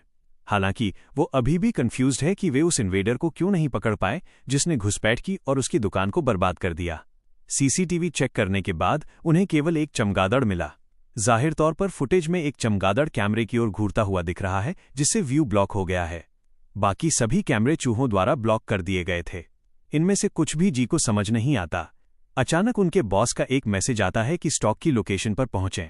जब वे वहां जाने में व्यस्त होते हैं तो हमारा लड़का बोर्ड दिखता है और सवाल करता है कि स्ट्रीट कचरे में छिपने में क्यों व्यस्त है।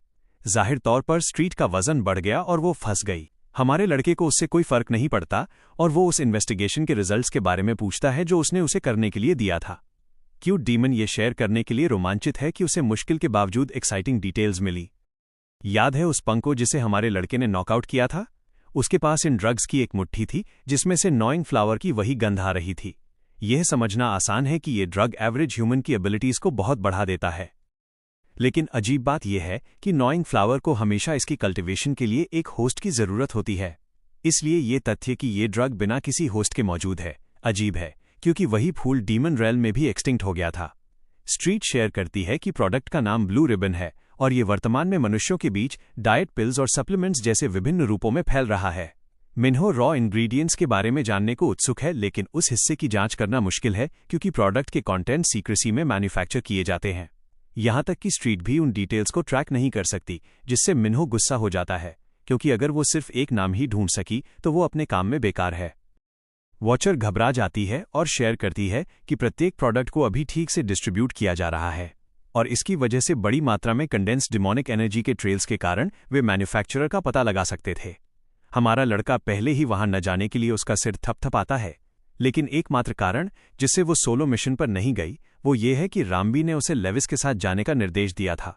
दुर्भाग्य से छोटी डीमन को हर एक शब्द राम्बी को रिपोर्ट करना पड़ता है। उसे उन दोनों के ऑर्डर्स को कैरी आउट करना है। उसे डायलेमा में डालते हुए हमारा लड़का मांग करता है कि वो दोनों मास्टर्स के बीच एक फैसला करे, या तो वो उसे चुनेगी या अपने ओरिजिनल मास्टर को। लेकिन लेविस को चुनने के बारे में अच्छी बात यह है कि वो उसे एक लोली क्रीचर होने से मुक्त रखने का वादा करता है।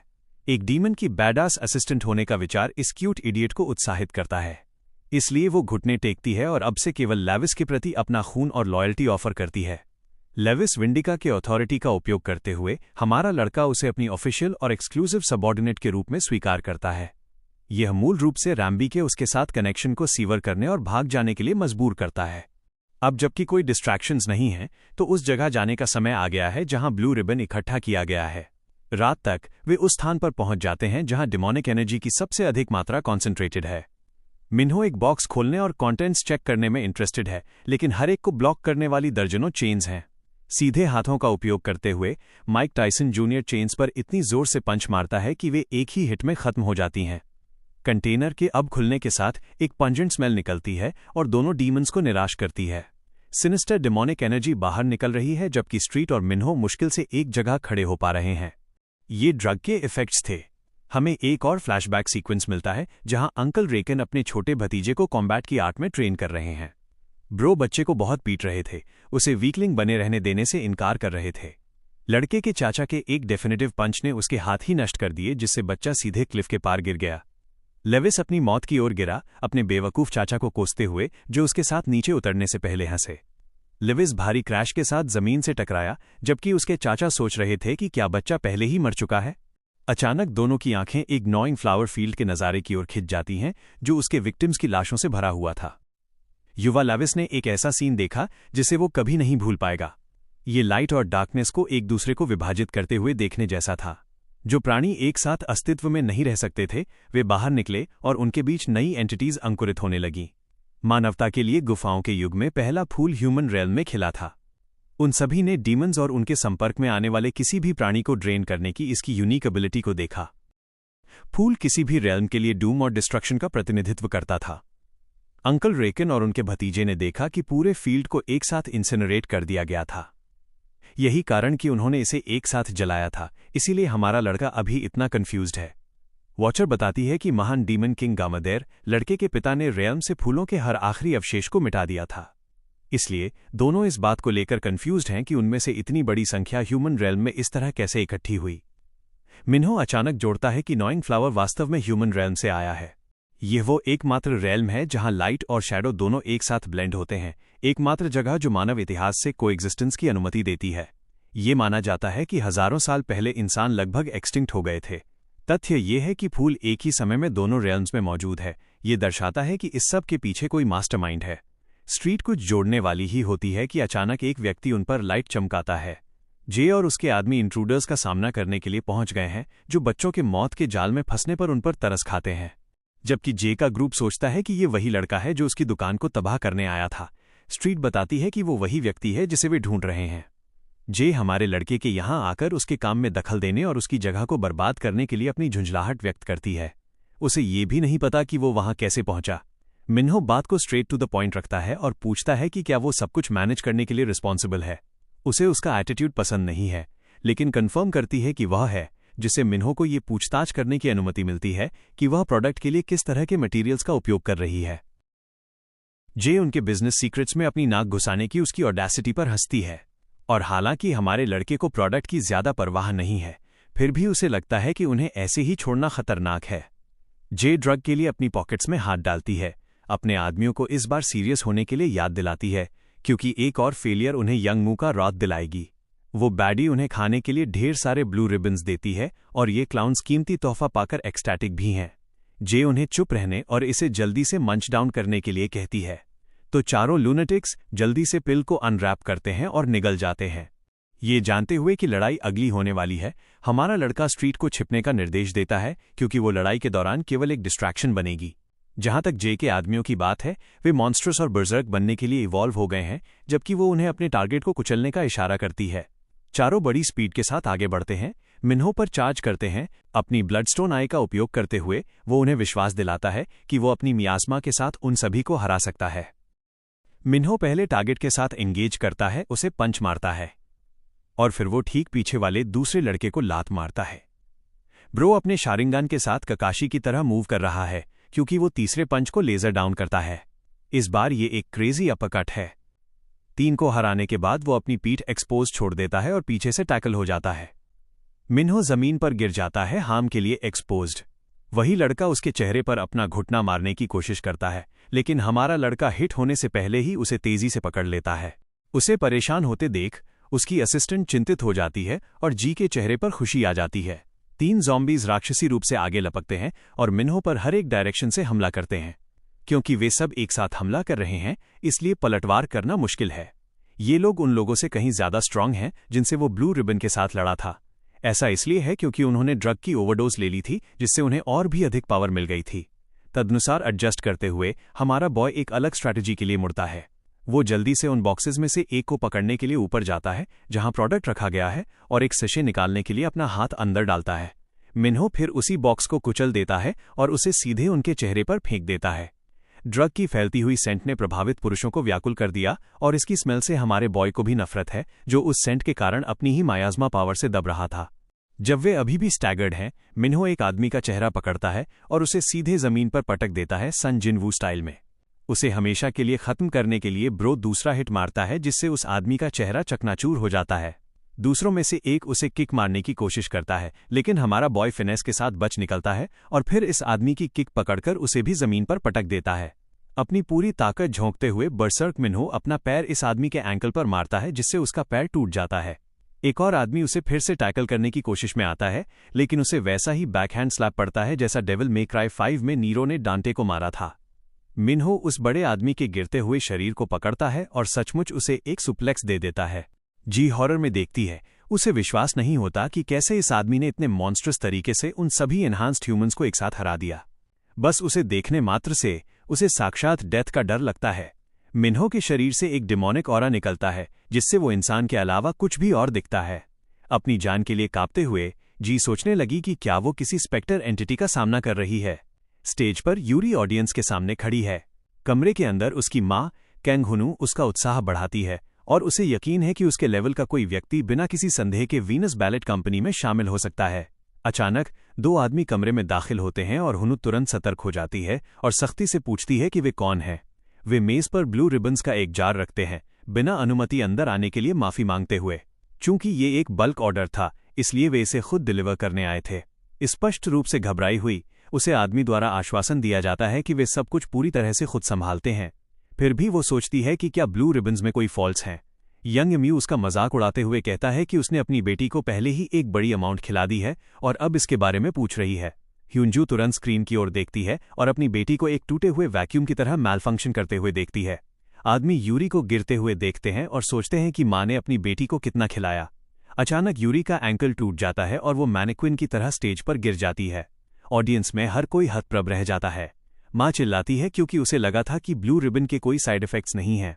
आदमी लापरवाही से कहते हैं कि नियम तभी काम करता है जब डोसेज उचित मात्रा में ली जाए। फिर उसे समझाते हैं कि यूरी के लिए अब कोई उम्मीद नहीं बची है। उसे जीवित रहने के लिए अपनी छोटी से छोटी डिजायर्स को पूरा करने के लिए भी इस ड्रग की आवश्यकता होगी।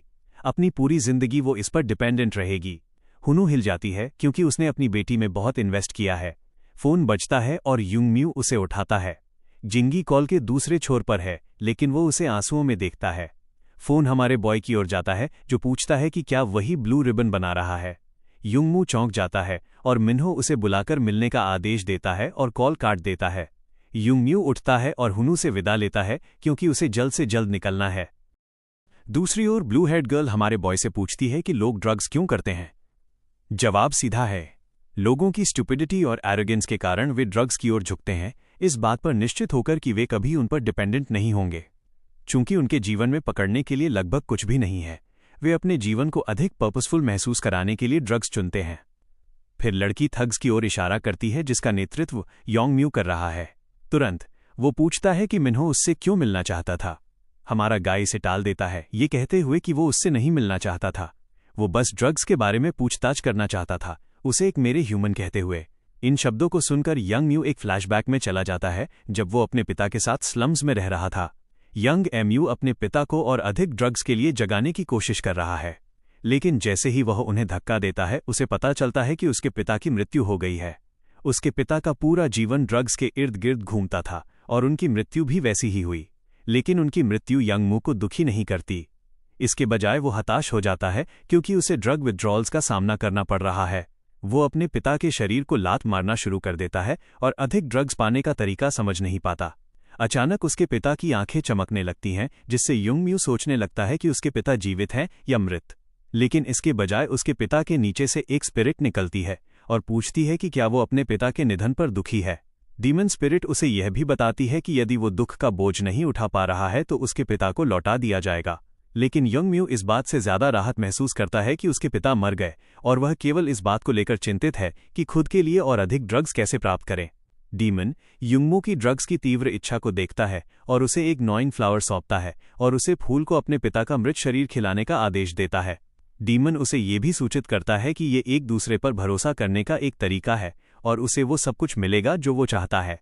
फिर डीमन उसे उन सभी को मार डालने के लिए कहता है जो उसे धोखा देते हैं या नॉइंग फ्लावर से इनकार करते हैं।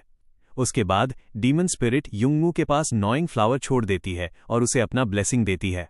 तुरंत योंग म्यू अपने पिता की लाश को नॉइंग फ्लावर को खिलाना शुरू कर देता है। वर्तमान में वापस आते हुए युंगमू मेरे ह्यूमन कहे जाने पर अपमानित महसूस करता है। हमारा बॉय शांत रहता है और सोचता है कि क्या ऐसी कोई चीज है जिस पर यंग म्यू विश्वास करता है, कुछ ऐसा जिसने उसे जीवन में एक और मौका दिया। जब योंगमू उस जानकारी का खुलासा करता है तो हमारे गाय को पहले से ही उस कॉन्ट्रैक्ट के बारे में पता होता है जो योंगमू ने डीमन के साथ किया था। फिर भी हमारा बॉय आगे बढ़ता है और डीमन और युंगम्यू दोनों को ट्रैश कहता है, जिससे वो आग बबूला हो जाता है। वह तुरंत अपने आदमियों को मिन्हो पर हमला करने का आदेश देता है। लड़की तुरंत भाग जाती है, लेकिन मिन्हो उनसे जल्दी निपटने का फैसला करता है। दूसरी ओर blue ribbon massive sales levels पर पहुंच रहा है, जिसका अर्थ ये हो सकता है कि पूरे देश से वीआईपी कस्टमर्स संपर्क करेंगे। पूरी टीम युंगमू की प्रशंसा करती है क्योंकि उसने चीन और जापान के रास्ते भी खोल दिए हैं। इस बीच ऐप का क्रिएटर इसके लॉन्च के बाद से चिंतित है क्योंकि इसके माध्यम से ड्रग्स तेजी से फैल रहे हैं। हमारे हीरो पर वापस आते हुए जिंगी रो रही है क्योंकि वो हमारे बॉय और उसकी इनह्यूमन मूव्स को देख रही है, जबकि वो अकेले ही थग्स को पछाड़ रहा है। मिन्हो फिर युंगमू को उससे लड़ने की चुनौती देता है, यंग म्यू को याद आता है कि स्पिरिट ने उससे क्या कहा था कि जो कोई भी नॉइंग फ्लावर को नकारता है या उसे धोखा देता है उसे मार डालो। वो 3 ब्लू रिबन्स निकालता है और अपने लॉर्ड बावर हिल्ट की जय जयकार करते हुए उन्हें निगल लेता है। वो 3 ब्लू रिबन्स निकालता है और अपने लॉर्ड बावर हिल्ट की जय जयकार करते हुए उन्हें निगल लेता है। इस प्रकार वो अपने डीमन लॉर्ड बावर हिल्ट से आदेश लेता है। इससे पहले कि वो आदमी मिन्हो को मारने के लिए आगे बढ़े, जिंजी उसे चिल्लाकर कहती है कि हीरो कोई साधारण हाई स्कूलर नहीं लगता, बल्कि वो उन लोगों में से एक लगता है जिनके साथ यंग म्यू ने नया ड्रग बनाया था। नए ड्रग का उल्लेख उससे जुड़ते देख हमारा बॉय हैरान रह जाता है और बैंगनी बालों वाला आदमी मिन्हो पर मुक्का मारकर इसका फायदा उठाता है।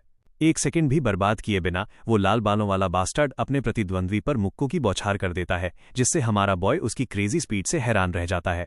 इसी तरह यंग म्यू भी उसकी स्ट्रेंथ पर हैरान है, इसलिए वो हमारे बॉय से पूछता है कि क्या उसे भी अपने गॉड से ब्लेसिंग मिली है, क्योंकि वो चाहता है कि उसका लॉर्ड केवल उसका हो। तभी मिन्हो नॉइंग फ्लावर और युंगमू से आने वाली फिल्थी स्मेल के पीछे का कारण समझ जाता है और पूछता है कि क्या वो जिस गॉड में विश्वास करता है वो बावर हिल्ट है। अपने लॉर्ड का नाम सुनकर यंग म्यू और भी क्रोधित हो जाता है, जबकि हमारा बॉय उसका मजाक उड़ाता है कि वो उन सब में से उस पैथेटिक डीमन पर विश्वास करता है, जैसे कि उसके पास विश्वास करने के लिए और कुछ नहीं है। ये टिप्पणी उस आदमी को और भी गुस्सा दिलाती है और वो मिन्हो पर चिल्लाता है कि उसने उसके गॉड का अपमान किया जिसने उस पर दया की थी। उसकी सीमाओं का परीक्षण करते हुए हीरो यंग म्यू और बावर हिल्ट का एक बार फिर मजाक उड़ाता है और कहता है कि वो डीमन कितना पिटिफुल और रेचेड रहा होगा जो इस आदमी के पास तब आया जब वो भाग रहा था और छिपा हुआ था। यही वो बिंदु है जहां यंग म्यू अपने गुस्से के चरम पर पहुंच जाता है और हमारे बॉय पर अपनी स्विफ्ट स्पीड के साथ कई मुक्के बरसाता है, जबकि उस पर चिल्लाता है कि वो उसके लॉर्ड के बारे में ट्रैश की तरह बात करने की हिम्मत कैसे कर सकता है। यंग म्यू के शक्तिशाली हमलों के खिलाफ अपना बचाव करते हुए मिन्हो सोचता है कि कैसे बावर हिल्ट ने अपना नाम बनाया है। उसे उस डीमन के खिलाफ अपनी लड़ाई याद आती है जब उसने बावर के सभी आदमियों का कत्लेआम कर दिया था, लेकिन बावर वहां से कायरतापूर्वक भागने में सफल रहा था। हीरो ये सहन नहीं कर सकता कि उस अकेले कायर के साथ यहां रॉयल्टी की तरह व्यवहार किया जा रहा है, इसलिए वो यंग म्यू से पूछता है कि उसका लॉर्ड कहाँ छिपा है। जब हमारा बॉय अभी भी बावर का अपमान करना बंद नहीं करता है तो वो अपने शरीर से एक स्ट्रॉन्ग स्टेंच छोड़ता है, क्योंकि वो हीरो को मारने के लिए और अधिक पावर का उपयोग करता है। वो मिन्हो को उसके बालों से पकड़ता है और उसे बेरहमी से मुक्का मारना जारी रखता है, ये दावा करते हुए कि ब्लू रिबन और बावर हिल्ट दोनों केवल उसके हैं। इससे प्रोटैगनिस्ट को एहसास होता है कि यंग म्यू ने डिमोनिक एनर्जी के कारण अपना मानसिक संतुलन खो दिया है और वो अब वास्तव में उसे मार डालेगा। दूसरी ओर स्ट्रीट मिन्हो को इस तरह पिटते देख डर जाती है, क्योंकि वो एक ह्यूमन बॉडी में है। यदि वो डीमन रेल्म में होता तो वो आसानी से अपनी क्षमताओं का उपयोग कर सकता था। डीमन रेल्म में वैनबी युंगमू को अपना नियंत्रण खोते हुए देखता है और कहता है कि नॉइंग फ्लावर का टेस्ट सब्जेक्ट पूरी तरह से फ्यूज हो चुका है। वो बता सकता है कि मिन्हो बिना किसी डिमोनिक ब्लडस्टोन के ह्यूमन बॉडी में होने के कारण उसे दबाने में सक्षम नहीं है।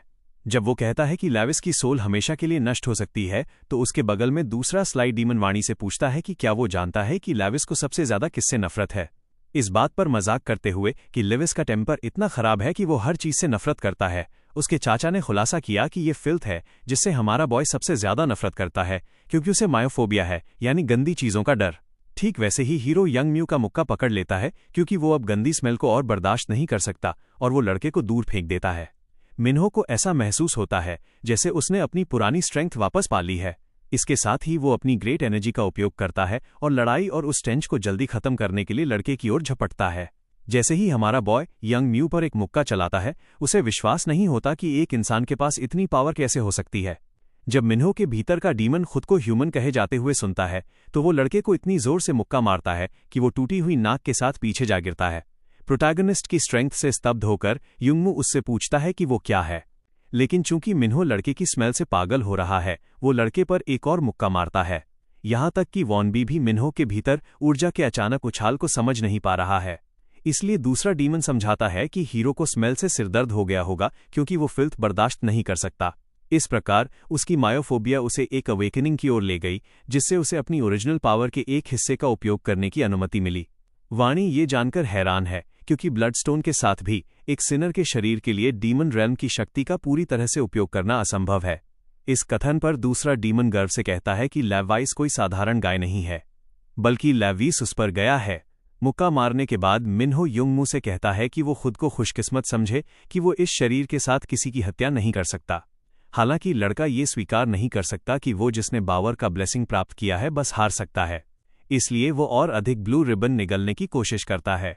उसे मरने न देने के लिए हीरो उसे रुकने के लिए कहता है और लड़के पर इतना शक्तिशाली मुक्का मारता है कि उसका जबड़ा टूट जाता है और उसका सिर दीवार में धंस जाता है।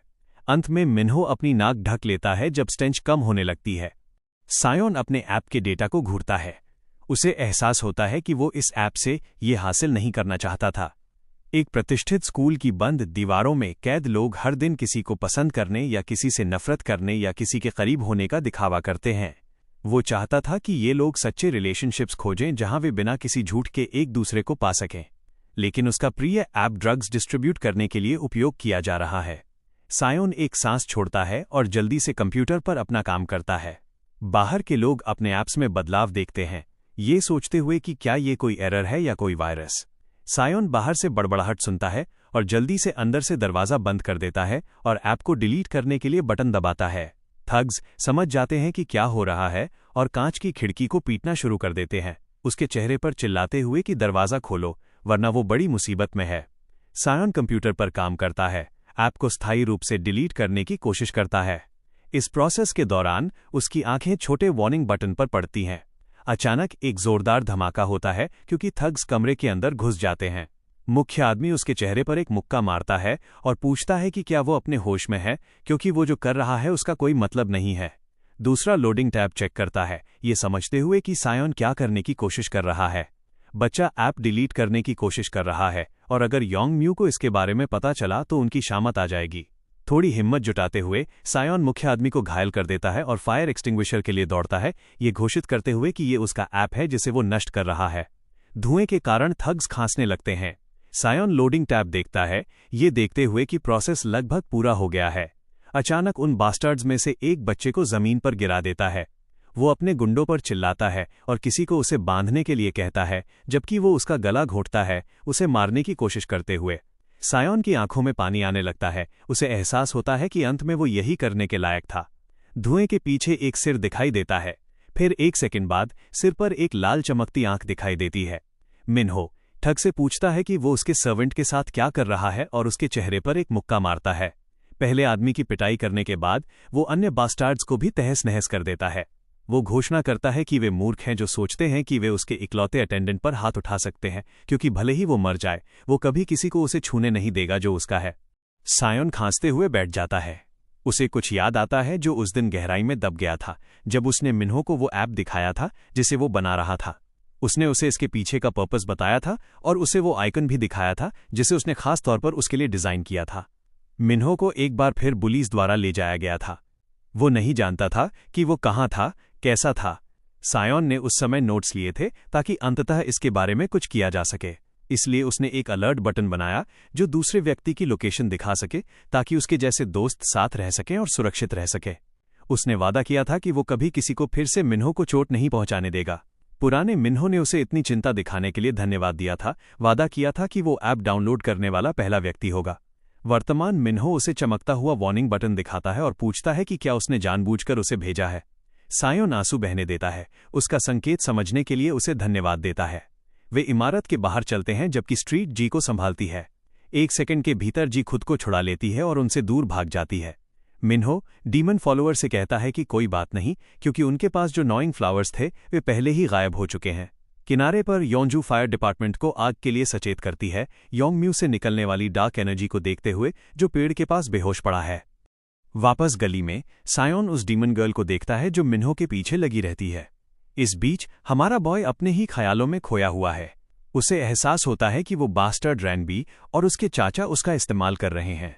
घर वापस आकर सायोन मिन्हो की स्थिति को लेकर चिंतित है और उसे कम से कम अस्पताल जाने का आग्रह करता है, लेकिन हमारा बॉय एक टैंक है और उसे पट्टी बांधने की जरूरत नहीं है। फोर आइज वास्तव में खुश है कि उसका दोस्त आया, भले ही उसने एसओएस को बस एक सनक में दबा दिया था। मूल रूप से ब्रो को लगता है कि वो संकेत के कारण आया था, लेकिन वास्तव में ये लड़का बस वहां से गुजर रहा था। मिन्हो की असिस्टेंट उसे चुप करा देती है, फुसफुसाते हुए कि इसे इत्तेफाक कहना ना समझी होगी। आइए वास्तव में ये देखने के लिए वापस चलते हैं कि क्या हुआ था। मिन्हो जी को उसके हाइडआउट पर ले जा रहा था। हताश होकर उसने सोचा कि वो केवल इसलिए इतनी दूर जा रहा है क्योंकि मार्क जिंगरबर्गर उसका दोस्त था। हास्यास्पद बात यह है कि मिन्हो को यह भी नहीं पता था कि उसे जिहेज ग्रुप द्वारा पकड़ लिया गया था, लेकिन इसके साथ अब वो समझ गया था कि वो स्कूल क्यों नहीं आया। जी हैरान थी। ये नहीं जानती थी कि ये आदमी ऐसी सीमाओं तक क्यों जा रहा था, अगर उसने उसे बचाने को प्राथमिकता भी नहीं दी थी। उसी समय उसने SOS सिग्नल बजते देखा था। वर्तमान में वापस स्ट्रीट नहीं चाहती कि उसका मास्टर इसे इत्तेफाक कहे, क्योंकि ये उसके दोस्त के साथ उसके रिलेशनशिप के लिए एक भयानक कदम होगा। आखिरकार मिन्हो कुछ समय के लिए यहाँ फंसने वाला है, इसलिए उसे दोस्त बनाने की जरूरत है। बच्चा तो उसे एक रोल मॉडल के रूप में भी देखता है।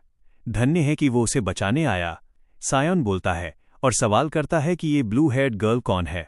मिन्हो खुलासा करता है कि वो सिर्फ एक सबॉर्डिनेट है जो उसके दोस्त को हैरान कर देता है।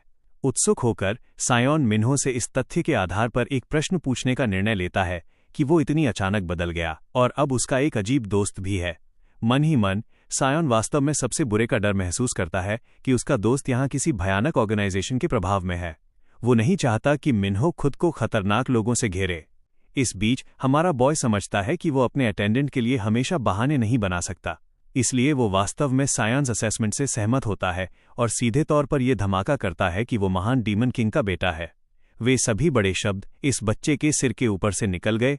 वो समझ भी नहीं पा रहा था। जो उसने अभी सुना उसे समझने के लिए संघर्ष कर रहा था कि तभी अचानक उसकी गोद में बैठी एक बिल्ली से वो चौंक गया। समझाने से थककर हमारा बॉय अपने अटेंडेंट पर बात छोड़ देता है और इस तरह बिल्ली ने बात करना शुरू कर दिया, जिससे उस बेचारे छात्र की जान ही निकल गई। इतनी सारी चीजें संभालने के चक्कर में सायोन शौक में बेहोश हो जाता है। एक आकृति उस कार के पास आती है जहां उसे रखा गया था और तुरंत पुलिस अधिकारियों में से एक को हटा देती है, जिससे वो सो जाता है। उसने यंग म्यू की स्थिति पर दया की, जो अपने मास्टर के सामने अपनी गलती के कारण विफल होने पर फूट पड़ा। लॉर्ड बावर उसकी बात भी नहीं सुनता और उसे उचित बातचीत के लिए किसी और जगह ले जाने का इरादा रखता है। जब ये हो रहा था, आसपास के पुलिस अधिकारियों ने बाद में डिस्ट्रीब्यूटर्स के पूर्ण कब्जे के बारे में रिपोर्ट सुनी। बड़ी चिंता ये थी कि उन्हें जो ड्रग्स मिले थे वे ड्रग एडमिनिस्ट्रेशन अथॉरिटीज द्वारा भी अनुमोदित थे। तथ्य यह है कि एक बिजनेस बच्चों को बेतुकी मात्रा में खतरनाक ड्रग्स फैलाने की कोशिश कर रहा था। चिंताजनक है। लेकिन जब महिला अधिकारी अपनी ओर मुड़ती है तो वो जमीन पर डिटेक्टिव चाको देखती है। वो दौड़कर उसके पास जाती है और कार के अंदर चेक करती है, केवल ये आश्चर्यजनक रूप से खोजने के लिए कि कैदी भाग गया है। एक अलग स्थान पर लॉर्ड बावर अपने असफल बच्चे को ले आया। यंग म्यू दूसरे मौके की भीख मांगता है, ये विश्वास करते हुए कि वो अपने टारगेट को बिल्कुल मार सकता है जब तक कि वो और अधिक ड्रग खा सके। उसका मास्टर उन फूलों के खोए हुए मूल्य को न देख पाने के लिए उसका मजाक उड़ाता है जिन्हें उसने अभी जलाया था।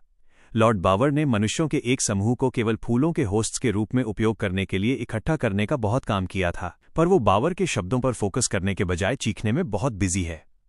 चलिए वापस चलते हैं और देखते हैं कि जी क्या कर रही है। वो कॉइन वॉलेट चुराने और वहां से भागने की कोशिश कर रही है, लेकिन उसे वो मिलता नहीं है और वो एक लूनाटिक से टकरा जाती है जिसने ड्रग ली हुई थी। जी इस बात से बैफल्ड है कि ये उसके साथ दोबारा क्यों हो रहा है, पर ये फेयर ही है क्योंकि उसने इन ह्यूमंस के टॉर्चर की अनुमति दी थी। ये तथ्य कि वो आदमी मुश्किल से बोल पा रहा है उसे ये सोचने पर मजबूर करता है कि उसने कितनी डोसेज ली है। अपने राइट की ओर देखते हुए उसे एक यूजेबल वेपन मिलता है, पर उसकी एरोगेंस कुछ ही सेकंड्स में चूर हो जाती है जब वो आदमी उसकी साइड में एक ब्लेड घोंप देता है। जे दर्द में गिर जाती है, कुछ भी करने में असमर्थ। जबकि पागलपन की हद तक पहुंचा वो आदमी सिर्फ और ज्यादा ब्लू रिबन की मांग करता है। वो अपने मैनिक एपिसोड में पागल हो जाता है जबकि जे खुद को संभालती है, ये महसूस करते हुए कि उसे काफी चोट लगी है। वही लड़की जो दूसरों को टॉर्चर करने का आनंद लेती थी, अब डर के मारे कांप रही है कि उसे इस तरह अपना एंड देखना पड़ रहा है। उसी पॉइंट पर उस आदमी के साथ कुछ होने लगता है। उसके शरीर से शैडो डिमोनिक एनर्जी के साथ राम भी प्रकट होती है, जो सोचती है कि क्या लैववाइस इससे और भी नफरत करेगा। जे नहीं जानती कि ये लड़का कौन है और फिर भी मदद के लिए गिड़गिड़ाती है, पर रैन भी निर्दयता से उसे बताता है कि उसे हेल के अपने फेट को स्वीकार कर लेना चाहिए। जे अपनी जिंदगी के आखिरी मोड़ पर कंफ्यूज्ड है, जबकि वो उसे भरोसा दिलाता है कि वो उसकी बॉडी को फेंकेगा नहीं। जैसे ही सीन शिफ्ट होता है, अंकल बाकिन को डीमन क्वीन आनियस द्वारा समन किया जाता है। लेडी एनियस तुरंत उनसे शिकायत करती हैं कि उन्होंने उनके किडों पर प्रैंक्स प्लॉट किए हैं जिसे ह्यूमन वर्ल्ड भेजा गया है। लॉर्ड बाकिन एक बड़ी स्माइल के साथ जवाब देते हैं कि उनका बेटा अब बड़ा हो गया है और उन्हें इतनी चिंता करना बंद कर देना चाहिए। उनका भाई फिर उन्हें सूचित करता है कि वो इतना कॉशियस था कि उसने लेविस के शरीर के अंदर एक ब्लड डीमन स्टोन फिट कर दिया था उसे नीचे भेजने से पहले। यह रेवलेशन क्वीन को और भी ज्यादा फ्रीक आउट कर देता है और वो अपने भाई को नॉन स्टॉप डांटने लगती हैं। बार्किन पलटकर आर्ग्यू करते हैं, उनसे कहते हैं कि वो अपने चाइल्ड पर एक बार तो ट्रस्ट करें बजाय उस पर हमेशा हॉवर करने के। इस पर आनियस खुलासा करती हैं कि वो वास्तव में इस बात को लेकर चिंतित हैं कि वर्ल्ड अभी कितना अनस्टेबल है। अगर ये रूमर फैल गई कि उनका बेटा जो डीमन थ्रोन का इकलौता एयर है ह्यूमन वर्ल्ड में अकेला है, तो पूरी दुनिया केओस में ढह जाएगी। अंकल बाकिन हालांकि बिल्कुल भी चिंतित नहीं दिखते और इसके बजाय लॉर्ड ब्रैग करते हैं कि वो बच्चा उन पर गया है और उसकी कॉम्बैट एबिलिटी किसी भी अन्य से बेहतर है। क्वीन फिर से गुस्से में आ जाती हैं और अपने भाई के सिर पर जोर से स्मैक मारती हैं। उनके नॉनसेंस से तंग आकर लॉर्ड रैम्बी से कहते हैं कि वो हर उस बुक को पढ़े जो उसे मिल सकती है, ताकि बड़ी बहनों से हमेशा के लिए पीछा छुड़ाने का तरीका खोजा जा सके। रैम्बी उन दोनों को शांत करने की कोशिश करती है, पर रॉयल सिबलिंग्स के बीच की आर्ग्यूमेंट पूरी तरह से आउट ऑफ कंट्रोल हो जाती है और वे आपस में लड़ने लगते हैं। सीन वापस प्लैनेट अर्थ पर शिफ्ट होता है। सन उससे कंफर्म करने को कहता है कि क्या वो वाकई में वही है जिसे वे एक्चुअल डीमन कहते हैं। जब लॉर्ड लैविस इसे कैजुअली एडमिट करता है तो बेचारा लड़का तुरंत चिंता करने लगता है कि उसे मरने के बाद सीधा हेल जाने से रोकने वाला अब कोई नहीं है। लैविस हालांकि लड़के से कहता है कि ये अर्थ पहले से ही एक लिविंग हेल है और एक बार जब वो उसे साथ लेकर डीमन वर्ल्ड जाएगा तो वहां कोई भी ऐसा नहीं होगा जो उसे टच करने की हिम्मत कर सके। वो गर्व से खुद को डीमन थ्रोन का सोल सक्सेसर घोषित करता है। ये सुनकर सन और भी डर जाता है और डेस्परेटली बार्गेन करने की कोशिश करता है ताकि उसे कभी वहां न जाना पड़े। जैसे ही लैविस वापस जाने के बारे में सोचता है, उसे राम्बे की याद आती है और वो उसकी आईबॉल से लॉलीपॉप्स बनाने का इंतजार नहीं कर पा रहा है। जब सियाओन आखिरकार डीमंस के बारे में इन सभी नॉनसेंस को प्रोसेस कर लेता है तो वो सवाल करता है कि असली मिन्हो का क्या हुआ होगा। स्ट्रीट समझाती है कि मिन्हो वैसे भी मरने वाला था और डीमंस को केवल ऐसे वेसल्स को प्रिजन सेल्स के रूप में यूज करने के लिए ऑथराइज किया गया है जो दूसरे डीमंस को पनिश करने के लिए होते हैं। ये न्यूज़ बेचारे लड़के को एंग्शियस कर देती है और वो खुद को गिल्टी महसूस करने लगता है कि वो तब एक दोस्त के नाते कुछ नहीं कर पाया। लैववाइस इसे नोटिस करता है और पूछता है कि वो अचानक इतना उदास क्यों दिख रहा है। फिर से वही बात दोहराता है कि उसे बस इस दुनिया में कुछ और डेकेड्स तक रुकना है, उसके बाद वे साथ में डीमन वर्ल्ड चलेंगे। सन महसूस करता है कि इस पॉइंट पर वो चाहे जो भी करे उसे पक्का डीमन रेल्म की ट्रिप पर घसीटा जाएगा। जब लैविस स्ट्रीट से डीमन वर्ल्ड की मैग्निफिसेंस को एक्सप्लेन करने के लिए कहता है तो वो सीधे तौर पर चीजें बना देती है और बताती है कि वहां हर तरफ ब्लड और ह्यूमन फ्लैश की सेंट आती है, जिसे सुनकर वो बेचारा बच्चा तुरंत टेरर में चीखने लगता है। डीमन प्रिंस फिर अपने नए मिनियन को वार्न करता है कि वो उसके बारे में कोई भी इन्फॉर्मेशन कहीं लीक ना होने दे। अपने ह्यूमन होम वापस जाते समय लैविस को अपने पूरे शरीर में दर्द महसूस होता है और एक माइग्रेन जैसा पेन शुरू हो जाता है। वो सोचता है कि क्या इसका संबंध ब्लडस्टोन की पावर को ओवर यूज करने से है। जैसे ही वो अंदर कदम रखता है, मिन्हा उसे एक बर्थडे पार्टी के साथ सरप्राइज करती है जिसमें एक केक भी है जिसे उसने और उनकी मां ने मिलकर खास उसके लिए बेक किया था। वो उसे एक सेल्फी के लिए खींचती है, पर डीमन प्रिंस को बर्थडेज की कोई परवाह नहीं है और इसके बजाय वो अपनी बहन से उसके चेहरे पर लगी बैंडेज के बारे में पूछता है, जिस पर वो कैजुअली ब्लफ करती है कि ये कुछ नहीं है। वो क्लेम करती है कि उसे एक ग्रैनी को कुछ बच्चों से बचाते हुए ब्रूज आ गया था जो उन्हें बुली कर रहे थे। लैवाइस को ये अजीब तरह से इंट्रीगिंग और अम्यूजिंग लगता है कि उसने दूसरों की मदद करने की कोशिश की जबकि वो खुद इतनी फ्रेल है। फिर मिन्हा एक स्पूनफुल केक लेती है और जबरदस्ती अपने भाई के मुंह में ठूस देती है। डीमन उस स्वीटनेस को रेजिस्ट नहीं कर पाता और उसे तुरंत उस टेस्ट से प्यार हो जाता है। तभी उनका स्टेपडैडी घर में गुस्से में घुसता है, चिल्लाते हुए कि मेयोरल इलेक्शंस के लिए उसके कैंडिडेट स्पीच के दौरान उस पर अंडों की बारिश की गई। वो उन सबको मैसेकर करने के बारे में बड़बड़ाता है और अपने रेज में अपने अटेंडेंट के चेहरे पर जोर से पंच मारता है। जब उसकी पत्नी उसे रोकने की कोशिश करती है तो वो अगली स्टेपडैडी जुंग ताइशिक उस पर भी हमला करता है, उसे पंच मारकर एक तरफ धक्का दे देता है। मिन्हा अपनी मां को बचाने के लिए आगे आती है, पर वो बाप वहीं नहीं रुकता और अपना गुस्सा केक पर निकालता है, ये आर्ग्यू करते हुए कि ये कितना ह्यूमिलिएटिंग है कि बाहर उस पर अंडे फेंके जा रहे हैं और उसका परिवार अंदर उन्हीं अंडों से केक बना रहा है। वो मिन्हा को दूर झटक देता है और केक को पूरी तरह डिस्ट्रॉय कर देता है। मां डेस्परेटली ताइशिक को रोकने की कोशिश करती है और याद दिलाती है कि ये मिन्हो का बर्थडे है, पर स्टेपडैड भड़क जाता है कि वो आज किसी भी बर्थडे को अप्रूव नहीं करता। वो अपने बेटे पर एक गुस्सा भरा स्टेयर डालता है और वहां से चला जाता है। लैविस हालांकि अपना केक तबाह होते देखकर गुस्से से जल रहा है और मिन्हो के स्टेपडैडी के प्रति उसकी ओपिनियन पूरी तरह बदल जाती है। वो उस आदमी को एक चिलिंग डेथ स्टेयर के साथ लॉक कर लेता है। उस शाम ताइशिक अपने ऑफिस में चीख रहा है क्योंकि किसी वी युंग मू नाम के आदमी ने अभी तक उसे पैसे नहीं दिए हैं। वो ग्रीडी बाप कैश की कमी से जूझ रहा है जिसकी उसे असेंबलीमैन पार्क के साथ फोटो खिंचवाने के लिए जरूरत है ताकि वो खुद को एक कैंडिडेट के रूप में प्रॉपर्ली एडवर्टाइज कर सके। जैसे ही उसका गुस्सा पीक पर पहुंचता है, उसका बटलर अंदर आता है और उसे सूचित करता है कि उसकी बेटी एक बूढ़ी औरत की मदद करने के लिए वायरल हो गई है। बटलर उस ईविल कैंडिडेट के साथ एक प्लान शेयर करता है, समझाते हुए कि कैसे वो अपनी ही स्टेपडॉटर को पब्लिकली इस्तेमाल करके इलेक्शन में वोट्स पक्के कर सकता है। वो अगली स्टेप डैडी अपनी बेटी को एक गोल्डन गूस की तरह इस्तेमाल करने का प्लान बनाकर बड़ी स्माइल देता है। जैसे ही मिन्हा की खबर वाइल्डफायर की तरह फैलती है, ये नॉक्स की सीईओ हां योंगजू तक पहुंचती है। योंगजू अपनी बेटी यूनी और अपने बेटे हां सोया को बुलाती है, उन्हें मिन्हा का चेहरा दिखाती है और उसकी ब्यूटी की प्रशंसा करती है। ग्रीड की पूर्व विच मारा शांति से अपने बच्चों को बताती है कि उसने फैसला कर लिया है कि ये लड़की उसका नया वेसल बनेगी क्योंकि उसकी करंट बॉडी अब बहुत पुरानी दिखने लगी है। विच ऑफ ग्रीड इसे अपना लकी डे मानती है। उधर मिन्हा का पिता सफलतापूर्वक अपनी बेटी की इमेज को कैश कर रहा है और अप्रूवल रेटिंग्स में टॉप स्पॉट हासिल कर लेता है। वो अपने बटलर को अपनी स्टेप डॉटर का एक और वीडियो शेड्यूल करने का ऑर्डर देता है। वो मन ही मन मुस्कुराता है, ये कभी न सोचते हुए कि उसका गुड फॉर नथिंग परिवार उसे इतना फायदा पहुंचा सकता है। वो उसे चैरिटी अपीयरेंसेस और पब्लिक वॉलंटियरिंग जैसी चीजों में धकेलने का प्लान बनाता है। तभी उसे खबर मिलती है कि उन्हें सीईओ ऑफ नॉक्स ने अप्रोच किया है। ये सुनकर उस ग्रीडी आदमी की आंखें और भी चमक उठती हैं। कहानी फिर सन पर शिफ्ट होती है, जो आर्ग्यू करता है कि उसे कोई आइडिया नहीं था कि मिन्हो का स्टेपफादर मेयर की सीट के लिए लड़ रहा है। लेवाइस उससे पूछता है कि क्या वो मिन्हो की फैमिली को वाकई में इतना करीब से जानता है। सन समझाता है कि हालांकि मिन्हो अपनी पर्सनल लाइफ के बारे में कम बात करता था, पर एक बात पक्की थी कि वो अपनी बहन के बहुत करीब था। जब वो मिन्हो के उसके प्रति लगाव की बात करता है तो लेवाइस के अंदर कुछ क्लिक होता है। उसे याद आता है कि कैसे उसके ग्रेट अंकल ने उसे अपने चाहने वालों को चेरिश करने के लिए कहा था। तभी स्ट्रीट एक बिल्ली के रूप में दीवार के छेद से बाहर निकलने की कोशिश करती है, पर बीच में ही फंस जाती है। पता चलता है कि वो खाने को लेकर इतनी ऑब्सेस्ड थी कि उसका बेली बहुत ज्यादा फूल गया है। लेवाइस उससे पूछता है कि राम्बी ने क्या कहा, और वो कैजुअली जवाब देती है कि वो वहां नहीं थी और सिर्फ एक नोट छोड़ गई है। लेवाइस उसे पढ़ता है और खुद को एक अनॉइंगली स्मग तरीके से सराहा हुआ पाता है। इसके साथ ही उसे लॉर्ड बावर हिल्ट का ख्याल रखने का टास्क दिया गया है। ये तुरंत लेविस को गुस्से में डाल देता है और वो चिल्लाने लगता है कि वो बावर पर हाथ डालने से पहले उस नर्ड का मर्डर कर देगा। सन उसे याद दिलाता है कि उसका ग्रीडी बाप मेयर बनने की राह पर है। लेवाइस को विश्वास नहीं होता कि वैसा इंसान मेयर बन सकता है और वो उसे एक सिनारू से एसोसिएट करता है। वो स्ट्रीट से पूछता है कि क्या ये स्टेप डैडी वाकई एक सिनारू है जो इस ह्यूमन हेल में आ गया है। सन पूछता है कि सिनारू क्या होता है और उसे पता चलता है कि वे डीमन रैल्म के कुख्यात ग्लटनस डीमंस हैं जिनसे सब नफरत करते हैं। स्ट्रीट ऑब्जेक्ट करती है कि ताइशिक बस एक मामूली ह्यूमन है।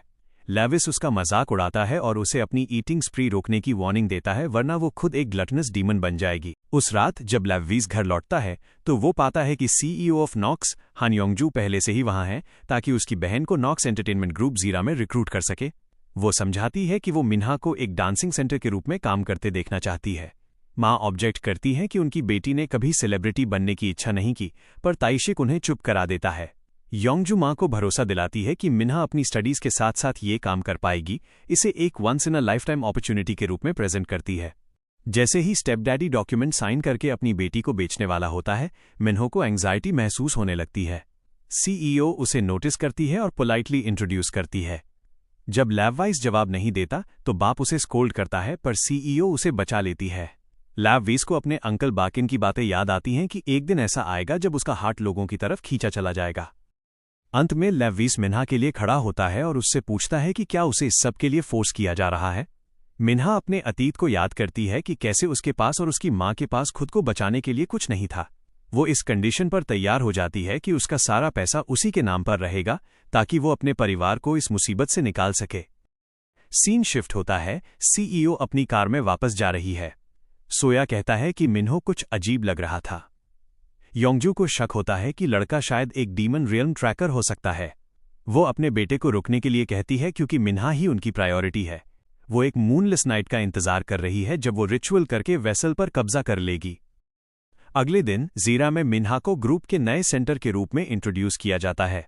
एक पोनीटेल वाली लड़की विरोध करती है और बाद में मिन्हा को बुली करती है, उसके चेहरे पर खरोंच मार देती है जिससे ब्लीडिंग होने लगती है। सोया इसे कैमरा के जरिए देखता है और अपनी माँ को बताता है। ये सुनकर वो लेडी गुस्से से पागल हो जाती है।